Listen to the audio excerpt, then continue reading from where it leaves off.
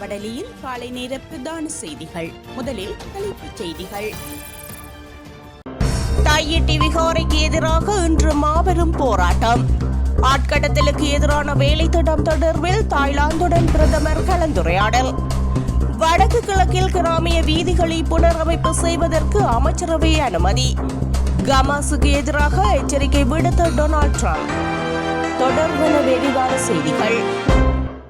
யாழ்ப்பாணம் தையிட்டியில் அமைக்கப்பட்டுள்ள சட்டவிரோத திஸ்ஸ விகாரைக்கு எதிரான தொடர் போராட்டமானது நேற்றைய தினம் ஆரம்பமாகியுள்ளது.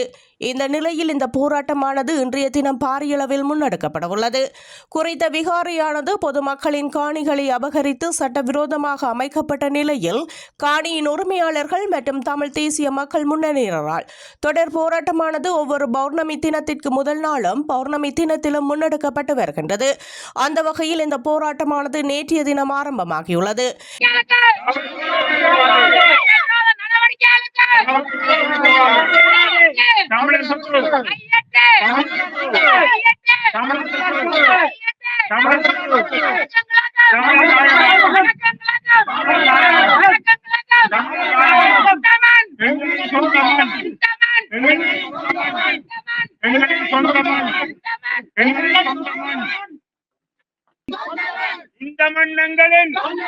இந்த மன்னங்களின்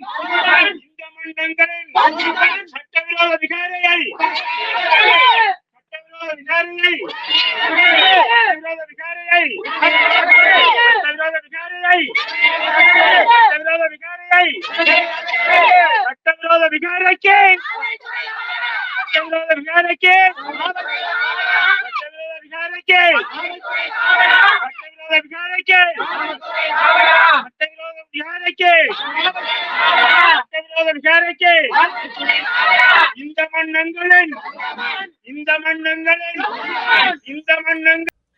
தாய்லாந்து பிரதமர் அலுவலகத்தின் பிரதி அமைச்சர் ஜெனரல் நிபாட் தெலாங் பிரதமர் ஹரணி அமரசூரியவை பிரதமர் அலுவலகத்தில் சந்தித்தார்.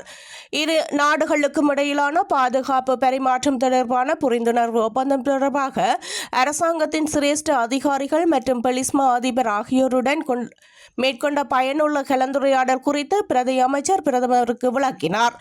ஆட்கடத்தலுக்கு எதிரான வேலை திட்டம் குறித்து இரு தரப்பும் கலந்துரையாடியதுடன் மியான்மரில் ஆட்கடத்தலில் சிக்கியுள்ள இலங்கையர்களை மீட்கும் நடவடிக்கைகளுக்கு தாய்லாந்து அரசாங்கம் வழங்கிய ஆதரவிற்கு பிரதமர் தனது பாராட்டுக்களை தெரிவித்தார்.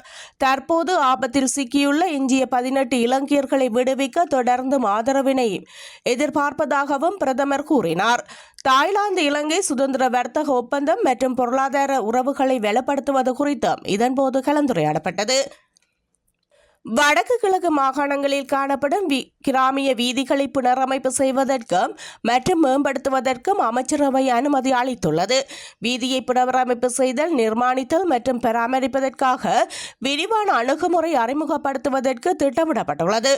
அதற்கிணங்க வடக்கு மற்றும் கிழக்கு மாகாணங்களில் உள்ள பல வீதிகள் புனரமைக்கப்பட வேண்டிய நிலையில் காணப்படுவதுடன் ஒவ்வொரு பிரதேச செயலக பிரிவையும் பிரதிநிதித்துவப்படுத்தும் வகையில் 1500 கிலோமீட்டர்கள் வடமாகாணத்தில் மற்றும் 500 கிலோமீட்டர்கள் கிழக்கு மாகாணத்திற்கு முன்னுரிமை வழங்குவதற்கு தீர்மானிக்கப்பட்டுள்ளது. நாடளாவிய ரீதியில் ஏற்பட்ட மின் துண்டிப்பினால் ஏற்பட்ட நட்டம் தொடர்பில் மதிப்பீடுகளை முன்னெடுப்பதற்கு அரசாங்கம் நடவடிக்கை எடுத்துள்ளதாக அமைச்சரவை பேச்சாளர் அமைச்சர் நலிந்த ஜெயதிச தெரிவித்துள்ளார். அமைச்சரவை தீர்மானங்களை அறிவிக்கும் ஊடகவியலாளர் மாநாட்டில் இதனை அவர் தெரிவித்துள்ளார். மின்சக்தி அமைச்சும் இலங்கை மின்சார சபையும் மின்சார சபையின் பொறியியலாளர் சங்கமும் மின்வெட்டு தொடர்பில் தெளிவுபடுத்தியுள்ளன. மின் கட்டமைப்பில் ஏற்பட்ட சமநிலையற்ற தன்மை தொடர்பிலும் விளக்கம் அளிக்கப்பட்டுள்ளது. இவ்வாறான பிரச்சினைகள் ஏற்படும் போது அவற்றுக்கு நிரந்தர தீர்வினை வழங்குவதற்கு உரிய தரப்புகள் நடவடிக்கை எடுத்துள்ளன. குறுகிய கால நடவடிக்கைகள் தற்போது நடைமுறைப்படுத்தப்பட்டுள்ளன. மின்தடையால் ஏற்பட்ட நட்டம் தொடர்பில் இதுவரை மின்சார சபை எந்தவித அறிக்கையையும் சமர்ப்பிக்கவில்லை. நட்டம் தொடர்பில் மதிப்பீடுகளை மேற்கொள்வதற்கான நடவடிக்கைகளும் முன்னெடுக்கப்பட்டுள்ளன என அவர் தெரிவித்தார். மேலும் சொத்து சேதம் தொடர்பில் முன்னாள் அமைச்சர் மற்றும் பாராளுமன்ற உறுப்பினர்கள் பெற்றுக்கொண்ட இழப்பீடுகள், அதற்காக முன்னெடுக்கப்பட்ட மதிப்பீடுகள் தொடர்பில் அரசாங்கத்தின் சார்பில் விசாரணைகள் ஆரம்பிக்கப்பட்டுள்ளன. அதற்கமைய விரைவில் இது குறித்த முழுமையான அறிக்கை சமர்ப்பிக்கப்படும் என்று அமைச்சர் நலிந்த ஜெயதிச தெரிவித்தார். இவ்வாறான பாதிப்புகளுக்கு இழப்பீடு வழங்குவது எங்கும் குறிப்பிடப்படவில்லை என்றும் அவர் தெரிவித்தார். தையிட்டி விவகாரம் தொடர்பில் மெல்லாகம் நீதவான் நீதிமன்றம் தமிழ் தேசிய மக்கள் முன்னணியின் தலைவரும் நாடாளுமன்ற உறுப்பினருமான கஜேந்திரகுமார் பொன்னம்பலத்திற்கு நேற்று அழைப்பாணை விடுத்துள்ளது. இது தொடர்பில் பாராளுமன்ற உறுப்பினர் கஜேந்திரகுமார் பொன்னம்பலம் கருத்து தெரிவித்திருந்தார். ஜனாதிபதி அனுரகுமார் திசாநாயக்க தலைமையில் யாழ்ப்பாணத்தில் நடைபெற்றிருந்த கடந்த ஒருங்கிணைப்பு குழு கூட்டத்தின் போது மக்களின் தனியார் காணிகளை அபகரித்து தையிட்டியில் சட்டவிரோதமாக அமைக்கப்பட்டுள்ள திச விகாரை கட்டுமானங்களை அகற்றி மக்களின் காணிகளை மக்களுக்கு வழங்கப்பட வேண்டும் என்று வலியுறுத்தியிருந்தேன். இதன் பின்னர் விகாரையை இடிக்க வாரீர் என்று நான் அழைப்பு விடுத்த போது போன்ற விளம்பரம் வடிவமைக்கப்பட்டு போலியான விமர்சன பிரச்சாரங்கள் மேற்கொள்ளப்பட்டிருந்தன.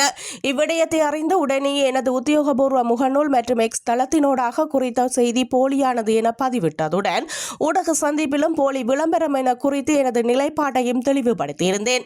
குறித்த விடயத்தை மறுத்து எனது தெளிவுபடுத்துகளை வெளியிடப்படுத்தியிருந்த போதிலும் போலீசாரினால் மெல்லாகம் நீதிமன்றத்தில் வழக்கு பதிவு செய்யப்பட்டு 14ஆம் திகதிக்கு அழைப்பு கட்டளை எனக்கு அனுப்பப்பட்டுள்ளது என தெரிவித்தார்.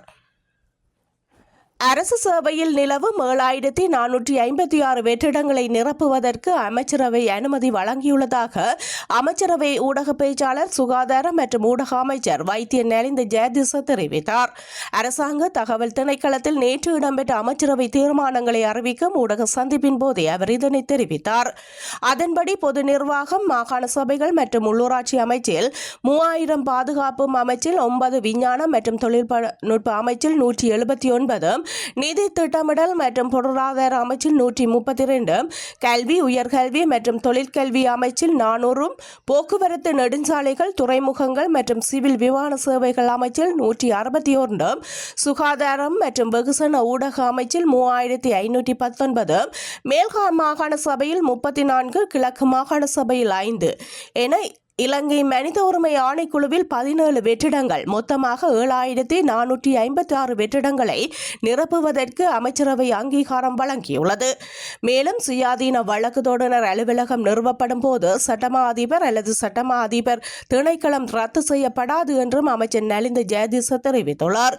இதன்போது நீதி வழங்கும் பணியில் சட்டமா அதிபர் திணைக்களத்தை விட திறம்பட சேவைகளை வழங்கும் நோக்கில் இந்த நிறுவனத்தை செயல்படுத்த திட்டமிடப்பட்டுள்ளதாகவும் அவர் தெரிவித்துள்ளார்.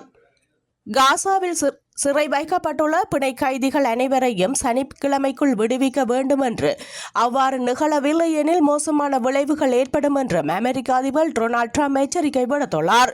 பிணை கைதிகள் அனைவரும் அந்த காலக்கெடுவுக்குள் விடுவிக்கப்படாவிட்டால் இஸ்ரேல் ஹமாஸ் போர் நிறுத்தத்தை தாம் ரத்து செய்ய வேண்டி வரும் என்றும் அவர் தெரிவித்துள்ளார். அடுத்த கட்ட பிணை கைதி பரிமாற்றத்தை ஒத்திவைக்கப் போவதாக ஹமாஸ் போராளி குழு மிரட்டியதைத் தொடர்ந்து ட்ரம்ப் இந்த விவகாரத்தில் தலையிட்டுள்ளார். ஓவல் அலுவலகத்தில் செய்தியாளர்களிடம் பேசிய ஹமாஸின் நடவடிக்கை அத்துமீறிய செயல், போர் நிறுத்தம் தொடர்பாக இனி என்ன நிகழ வேண்டும் என்பதை இஸ்ரேலின் முடிவுக்கே விட வேண்டி வரும். என்னை பொறுத்தவரை எல்லா பிணை கைதிகளும் சனிக்கிழமை 12 மணிக்குள் விடுவிக்கப்படவில்லை எனில் போர் நிறுத்தத்தை விலக்கிக் கொள்ள நான் உத்தரவிடுகின்றேன் என ட்ரம்ப் எச்சரிக்கை விடுத்துள்ளார். அதன் பின்னர் எல்லா விதமான மோசமான விளைவுகளும் ஏற்படும். ஒருவர் இருவர் என்றில்லாமல் அனைத்து பிணை கைதிகளும் ஹமாஸில் இருந்து விடுவிக்கப்பட வேண்டும். அவர்கள் அனைவரும் நாடு திரும்ப வேண்டும் என்பது எங்களது விருப்பம். போர் நிறுத்தத்தை இஸ்ரேல் இப்போதே மீற முடியும் என்று நான் கருதினாலும் சனிக்கிழமை 12 மணி வரை கெடு விதித்துள்ளேன் என்று ட்ரம்ப் தெரிவித்துள்ளார். இவ்வாறு காலக்கெடு விதித்திருப்பது குறித்து இஸ்ரேலிய பிரதமர் பெஞ்சமின் நெதன்யாகுவிடம் பேச இருப்பதாகவும் அவர் குறிப்பிட்டுள்ளார். மோசமான விளைவுகள் என்ன என்பதை ட்ரம்ப் விரிவாக சொல்லாவிட்டாலும் அவை என்னவென்று ஹமாஸுக்கு தெரியும் எனவும் தெரிவித்தார். இந்த விவகாரத்தில் அமெரிக்க படைகளின் தலையீடு இருக்காது என்கிறீர்களா என்று செய்தியாளர்கள் கேட்டபோது என்ன நடக்கும் என்பதை பொறுத்திருந்து பார்ப்போம் எனவும் அவர் தெரிவித்திருந்தார்.